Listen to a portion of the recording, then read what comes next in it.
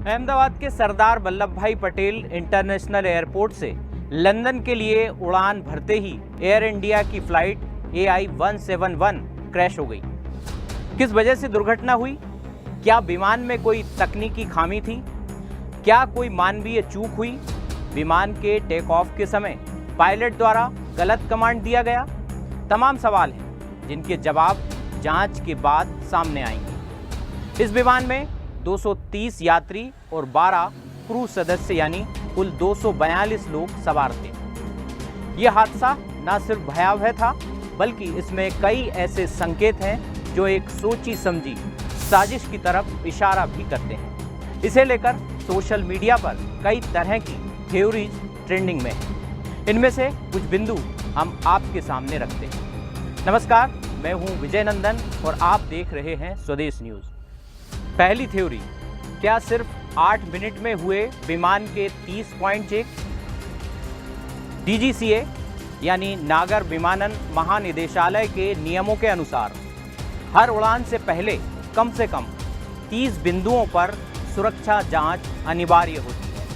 इस चेक में engine, hydraulic system, fuel line, braking system जैसे तमाम अहम चीज़ें शामिल होती हैं। लेकिन जो खबरें आ रही हैं कि AI-171 की ग्राउंड टीम ने यह जांच महज 8 मिनट में पूरी कर दी। सवाल यह है कि क्या यह केवल लापरवाही थी या किसी अंदरूनी व्यक्ति की मिलीभगत जानबूझकर ऐसा हुआ?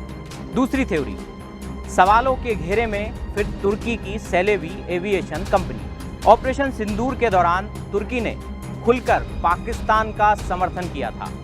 भारत सरकार ने सेलेवी एविएशन कंपनी को भारत में बैन कर दिया था। ये company Ahmedabad airport, Delhi, Bengaluru airport समेत 9 शहरों के एयरपोर्ट्स पर इसी कंपनी का ग्राउंड स्टाफ काम करता है।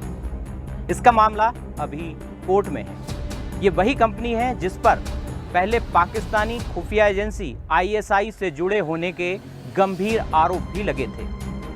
थ्योरी यह है कि क्या इस कंपनी के किसी कर्मचारी का हाथ तो इस प्लेन क्रैश में नहीं है? तीसरी थ्योरी, क्या विमान में मौजूद कोई यात्री साजिश कर सकता है? इसकी कितनी संभावना है? विमान के टेक ऑफ से पहले दोनों इंजन 40 से 50 मिनट तक ऑन रहते हैं और उनकी सभी तकनीकी पैरामीटर की पुष्टि के बाद ही विमान को उड़ान की अनुमति दी जाती है। ऐसा क्या हुआ कि विमान ने टेक ऑफ किया और कुछ ही सेकंड में धराशायी हो गया? क्या कोई यात्री भी साजिश रच सकता है या एविएशन का कोई हाई क्वालिफाइड जानकार इसकी साजिश में शामिल है? चौथी थ्योरी, हादसे की टाइमिंग पर गौर कीजिए। प्रधानमंत्री नरेंद्र मोदी G7 समिट में हिस्सा लेने जाने वाले हैं। उससे पहले यह हादसा हो जाता है। उससे कुछ दिन पहले ही एक आतंकी संगठन ने भारत को धमकी दी थी कि भारत ऑपरेशन सिंदूर का अंजाम भुगतेगा। पुलवामा अटैक की टाइमिंग भी कुछ इसी तरह से थी। उस समय PM नरेंद्र मोदी सऊदी अरब की यात्रा पर थे। सवाल यह है कि क्या यह केवल इत्तेफाक है या किसी बड़ी योजना का हिस्सा?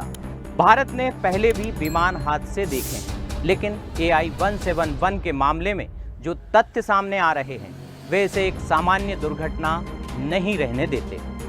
रिपोर्ट्स, समय और संदिग्ध गतिविधियां, ये सब एक गहरी साजिश की तरफ इशारा कर रहे हैं। यह सिर्फ विमानन सुरक्षा का मामला नहीं, यह राष्ट्रीय सुरक्षा से जुड़ा गंभीर विषय भी है। गंभीर प्रश्न ये भी है कि क्या भारत में ISI का कोई स्लीपर सेल तो इसके पीछे नहीं है? ये सिर्फ कुछ सवाल और आशंका है जिनकी तरफ हम जांच एजेंसियों का ध्यान दिलाना चाहते हैं। इस भयानक हादसे के पीछे की हकीकत क्या है वो तो जांच के बाद ही सामने आएगी। ये वीडियो आपको पसंद आया हो तो इसे लाइक और शेयर करें और हाँ, हमारे चैनल को सब्सक्राइब करना ना भूलें। नमस्कार।